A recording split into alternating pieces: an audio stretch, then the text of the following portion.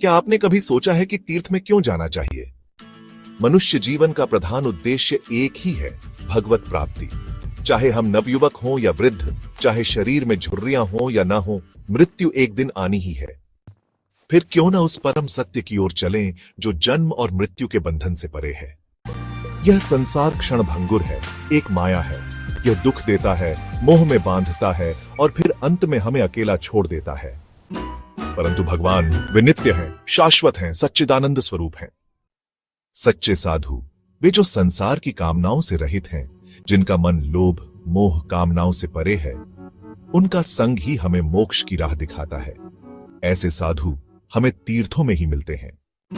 उनका दर्शन हमारे पापों को भस्म करने वाली अग्नि के समान होता है। तीर्थों का जल केवल शारीरिक शुद्धि नहीं करता, वह हमारे चित्त को, हमारे कर्मों को, हमारे विचारों को भी शुद्ध करता है। तीर्थ में भगवान का कीर्तन होता है, पूजन होता है, वहां श्रवण होता है, वंदन होता है, वहां मन स्थिर होता है।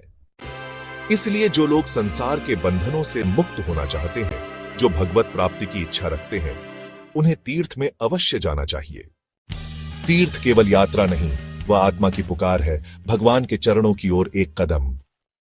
तो आइए इस जीवन को सार्थक बनाएं और चलें उस पवित्र पथ पर। अगर आपको भागदौड़ पसंद नहीं है, पर फिर भी स्पिरिचुअल डेप्थ चाहिए, तो पिलग्रिमेज आपके लिए ही है।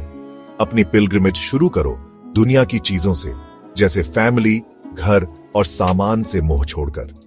अपना माइंड फोकस रखो भगवान को याद करने में। अपनी जर्नी राम राम जपते हुए शुरू करो।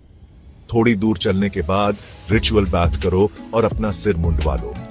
इससे आपके पिछले पाप धुल जाते हैं। अपने साथ एक सिंपल मजबूत बैम्बू स्टाफ, एक वाटर पॉट और एक मैट रखो। सादे कपड़े पहनो और पैसे और फेम की इच्छा छोड़ दो। इस ट्रेडिशनल तरीके से बहुत गहरे स्पिरिचुअल रिवॉर्ड्स मिलते हैं। सच्चे पिलग्रिम्स अपने हाथ, पैर और मन को भगवान की सेवा और उन्हें याद करने में लगाते हैं। अपनी जबान से हरे कृष्ण मंत्र बोलो और अपने दिल को भगवान पर फोकस रखो। इस पाथ पर चलने से बेमिसाल स्पिरिचुअल ग्रोथ और खुशी मिलती है। Happy pilgrimage.